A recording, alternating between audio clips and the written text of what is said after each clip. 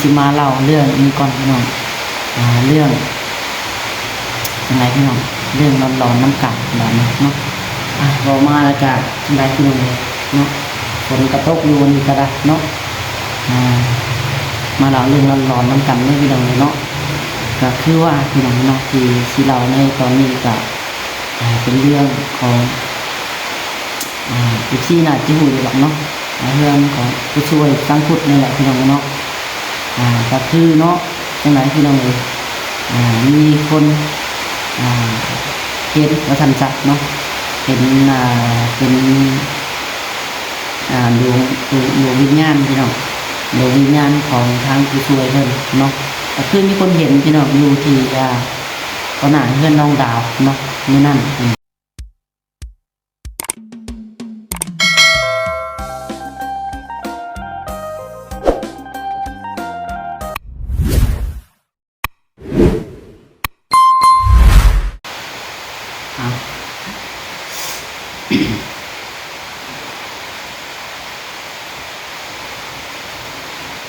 พี่น้องเนาะใส่เสื้อเสร็จเลยแต่บ้า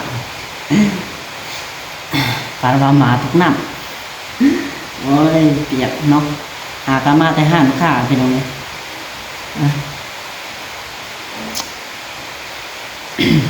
เอา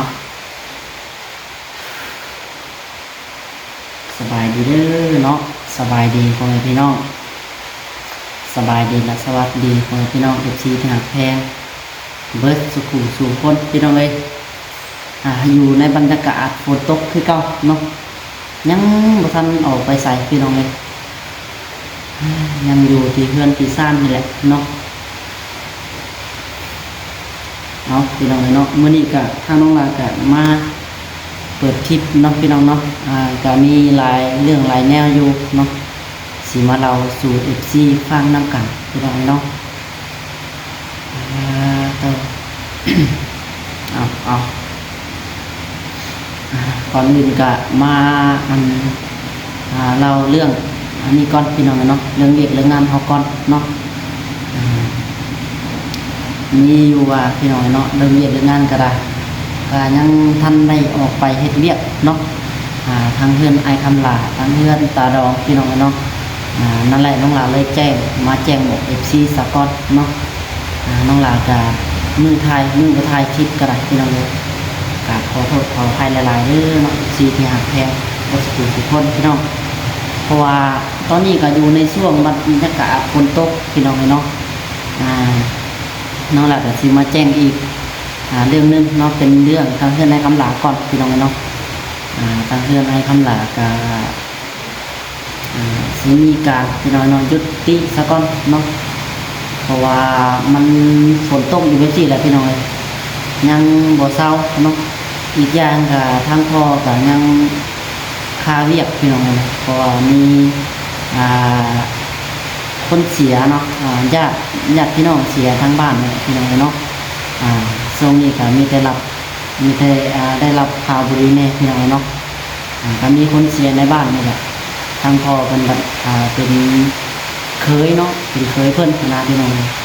เลยได้ไปเนี่ยนั่นเตรียมนั่นเตรียมนี่นะเพื่อนแหละพี่น้องเพื่อนก็ว่าสิไป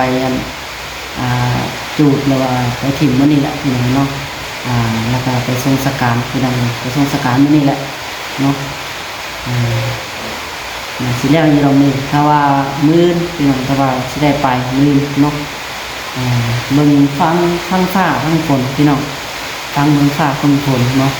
เพราะว่าเพื่อนได้คำหลาก็อยู่ในระหว่างคือน้องหลาว่าแหละเนาะอยู่ในระหว่างการเจาะเล็กที่คันมันก็ต้องได้ใส่ไฟเนาะถ้าว่าเฮาสิเอาจักรปั่นไฟเฮาไปก็มันฝนตกได้พี่น้องมันบ่กล้าเฮ็ดอยู่เนาะจังว่าอีกอย่างจังว่าสิได้แก้บ่จักพี่น้องเนาะเพราะว่ามีทางบล็อกใหญ่เพิ่นพี่น้องเนาะน้องๆเพิ่นเฮ็ดงานนะอยู่ทางเพิ่นในคำหลาก็เฮ็ดงานก็ไหนพี่น้องน้องๆเพิ่นก่อทางไหนเพิ่นว่ามันบิดมันเบี้ยวเนาะอันนี้ก็เป็นความผิดพลาดของทางน้องหลาแล้วก็ทางพ่อพี่น้อง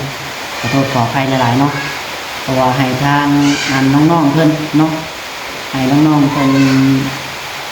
ไปก้อนะจังไดใจรถบ่มาไหมไอ้ถ่ายคลิปอยู่มาไว้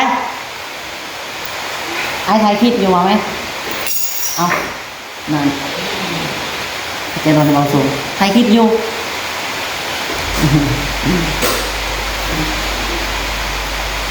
ทางเบาสูงเพิ่นพี่น้องไงเพิ่นก็ยังไม่ได้ไปเนาะมันฝนตกได้พี่น้องมันนี่เบิดมือนี่ก็ยังจากอยู่ฝนลิ้นอยู่เนาะเอามีแต่ว่าจังไรพี่น้องเนาะทางน้องหลากับทางพ่อก็ขอโทษขอใครได้หลายเดี๋ยวน้องหลาสิไปเบิ่งเวียกแล้วจะได้คำหลาก็ได้เนาะถ้าว่าพ่อแก้ได้ก็แก้ให้ซี่พี่น้องถ้าว่าได้แก้ได้ถูกได้ยังมันก็เพ่ละมุนได้พี่น้องถ้าว่าถูกมันก็เสียหายเนาะแต่ว่าหาวิธีแก้เอาพี่น้องพอมันได้ไส้อะไรเนาะได้แบบไม่ได้ถิ่มอย่างนั้นนะก็มีดอกวิธีแก้ก็ว่าสีดึงข้านเนาะได้มันผิดพลาดได้พี่น้องเลยเนาะมันผิดพลาดแล้วดิทางน้องหลากมันจะคำว่าพี่น้องเลยเนาะไม่จะว่าหาวิธีแก้ให้อะไรอย่างไรก็ได้เนาะไม่จะว่าพี่น้องเลยทั้งเรื่องนะคำหลากพอหยุดสกอตเนาะเดี๋ยวรอทางพ่อเพิ่นเนาะรอทางพ่อเพิ่นแลเวียกคนนี้ก่อนพี่น้องเลยแลเวียกไปทรงสการทางญาติทางแม่ก่อนพี่น้องเนาะมีคือเสียคือมีก็ได้แล้วก็นอกเรื่องเพื่อนพอเบาทรงบันนี้พี่น้องเนาะเรื่องเพื่อนตาดอกบันพี่น้องเลยเอาได้พี่น้องเนาะสิมีข่าวดีเข้ามาตื่นบอกเนาะแต่ที่นี่แน่นี่มีแน่นอนพี่น้องเอ้นำทางน้องหลามีอยู่พี่น้องเนาะเดี๋ยวน้องหลาเอาเงินให้เลยเนาะมาแต่เอาเงินมันหมาดไม่ได้พี่น้องมันเปียกเลยมาแต่เอาเงินพี่น้องเนาะทางถ้าแม่เป็นฝากมานะพี่น้องเนาะทางก็เป็นทางของแม่อ้อยที่เก่าพี่น้องเนาะเป็นได้ฝากมาแม่พี่น้องนอนเป็นน้ำตาลเลยน้องหลานสินับเลย1 2 3 4 5 6 7,800 บาทนะพี่น้องเนาะให้ซีล่อรุ่นเบิ่งว่าเงินในจำนวนนี้พี่น้องฉลาดสิไปซื้ออย่างแน่นี่แต่ว่าให้ซีถ้าติดตามด้วยกันพี่น้องคลิปต่อไปเนาะอะไรกันมีเสื้อผ้าแน่นอนเงินพอผสมนะพี่น้องเด้อเนาะอันนี้ผมรู้ว่าน้องหลานสิไปซื้ออย่างนี่แต่ว่าให้ซีเรารุ่นเราเบิ่งนำกันอีกคลิปต่อไปพี่น้องมื้อนี้คือซีเมนต์บ่ได้ไปดอกทางเบิ่งพี่น้องทางผ้าทางฝนก่อนตอนนี้ก็ยังฝนตกอยู่ได้เนาะ800ก็ได้อยู่นี่พี่น้องเลยแล้วนี่ปัญหาที่เงินกีบเนาะ1 2 3 4 แสนพี่น้อง400,000กีบเนาะตัวนี้800ได้400,000พี่น้องที่แท้จริงเพิ่นก็หักค่าธรรมเนียมเพิ่นนำแหละเนาะหักค่าบัญชีเพิ่นพี่น้องนี่ก็น้องลาก็สิเอาไว้ใส่400,000กีบพี่น้องใส่น้ำหมอกน้ำมันเนาะแต่ที่ทางแม่เป็นฝากมาสำหรับสีกับประมาณ7,000นี่แหละสีคาร์บอนเนาะน้องหลาขอมาบอกละกันพี่น้องเลยมีตัวให้สีคาร์บอนต้องกันแต่ที่แน่ๆมีเซอร์ไพรส์แน่นอนพี่น้องเลยเนาะมีเซอร์ไพรส์แน่นอนว่าสีเป็นยังไงกันมาพูดกันให้สีเราติดตามเบอร์นั้นกันพี่น้องคลิปต่อไปเนาะแต่ว่ามื้อนี้บ่น่าสิได้ไปดอกพี่น้องเลยเพราะว่าอยู่ในบรรยากาศแบบที่แหละเนาะทั้งพ่อกับค้าเวียงแน่พี่น้องเลยเนาะทั้งพ่อกับค้าเวียงแน่อีกอย่างค่ะฝนก็ตกเนาะมันค่อนข้างสิลำบากนะพี่น้องเพราะว่าทางน้องหลากับบ่มีรถนะมีแต่รถจักรพี่น้องถ้าเป็นรถไถกับขี่รถไถมันก็ค่อนข้างสิลำบากมันเปียกพี่น้องเลยขี่ไปรถจักรก็แห้งหนาวเลยเนาะได้ไปเอาเงินมาเลยพี่น้องมาแป๊บเดียวเสือกระชุ่มเลยเปียกเลยนี่ก็ได้เนาะ เอาเนาะเรื่องนี้ก็อ่าเงินพอสงเนาะมีแต่ว่าเห็นซีตาเบิ้งตอนนี้ก็ทางติดบอกติดบ้านก็น่าจะแล้วล่ะพี่น้องเนาะติดบานประตูเนาะถ้าว่าบ่มีการผิดพลาดอหย่างเนาะสิแล้วพี่น้องเพราะว่าทางเพิ่นโทรมาบอกอยู่พี่น้องเลยเขาโทรมาบอกน้องหลาอยู่เพิ่นติดเองเลยนะทางพ่อประสงค์เพิ่นเฮ็ดเองเลยได้พี่น้องเลยติดบานประตูมาติดเองเลยได้เนาะสมกับเราอยากได้อย่างนี้เลยได้เนาะเอามายึดสักก้อนพี่น้องเรื่องนี้เดี๋ยวเฮาสิมาเล่าเรื่องนี้ก่อนพี่น้องเรื่องจังไรพี่น้องเรื่องร้อนๆน้ำกัดแบบนี้เนาะบอกมาแล้วก็จังไรพี่น้องเนาะฝนกระตกอยู่นี่ก็ได้เนาะมาเล่าเรื่องร้อนๆน้ำกันได้พี่น้องเลยเนาะก็คือว่าพี่น้องเนาะที่เราในตอนนี้ก็เป็นเรื่องของที่น่าจะหูอยู่หรอกเนาะ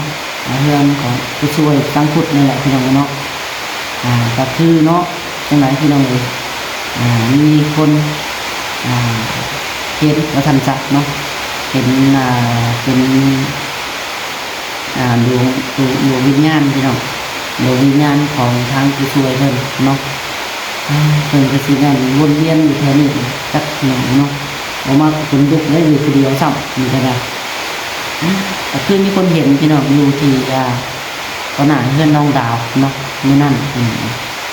อยู่ที่ตอนหน้าเพื่อนน้องดาวทางบ่าวตามคนเห็นเนาะคนในบ้านนั่นแหละพี่น้องแล้วก็ทางเบาสูงพี่น้องทางเบาสูงก็ตอนเลิกมานี่มีได้ยินเสียงคนไห้ว่าซั่นเนาะไห้หลอกทางพี่น้องได้ยินเสียงไห้เสียงห้องเนาะจักเสียงยังแหละพี่น้องกลางคืนมาเนาะเสียงไห้เสียงยังอุ้ยหลอกทางประมาณจังโมงกับประมาณบ่าย 1 หรือบ่าย 2 โมงเลยพี่น้องตี 1 ตี 2นี่แหละเนาะประมาณตี 1 ตี 2 โมงวัน1 โมงหรือ 2 โมงนี่แหละพี่น้องเนาะทางบ่าวสงคนนี้ยินอันนี้เนาะแล้วก็ตะแปะกระโดนกันพี่น้องเลยทางไอ้แปะเพิ่นกระโดนกันได้เนาะทางไอ้แปะเพิ่นก็จังไรพี่น้องโดนพี่กันทางไอ้แปะก็ได้เพิ่นนอนอยู่หน้าคนเดียวได้พี่น้องแลเพิ่นว่าจังไรเห็นเพิ่นเล่าว่าเฮ้ยผีผู้ช่วยมาหยอกไปเพิ่นว่ามันดึงแขนไปเพิ่นว่าพี่น้องเพิ่นกำลังนอนแล้วมีจังไรเพิ่นมีหยังมาสะกิดนะสะกิดดึงแข้งให้ลุกนะพี่น้องแล้วก็ได้ยินเสียงไห้แล้วว่าไห้หลอกแถวหน้ากระดาษเนาะแถวหน้าน้องหลานะพี่น้องได้ยินทัวเบิดไปกระดาษพี่น้องพอมาแล้วก็คนลุกเนาะจังหวะสิได้ยันเก็บบุญด่างบ้านจักพี่น้องเนาะนี่ก็ว่าเนาะให้ซีเดินนำกันพี่น้องเพราะมันยังใหม่ๆอยู่พี่น้องปกติแหละเนาะเดี๋ยวมันก็จางหายไปเนาะอันนี้ก็ทำไมพี่น้องน้องหลาก็เนาะภาวนาให้ทางผู้ช่วยเนาะไปอยู่ในภูมิคุ้มที่ดีพี่น้องเนาะเราไปสู่สุคติพี่น้องเนาะบ่ต้องเป็นห่วงเป็นใยอย่างแล้วพี่น้องเนาะแต่ทางน้องหลาก็จังไรพี่น้องคิดอีตัวนี้แล้วเนาะอีตัวสงสารดาวนั่นแหละเนาะจังไรก็ได้ว่าถึงการเหตุกับการขากับคือสีมันหุ่นแห้งขนาดเลยนะพี่น้องมันเล่าคือสิแบบทรมานที่สุดก่อนสิสิ้นใจเนาะ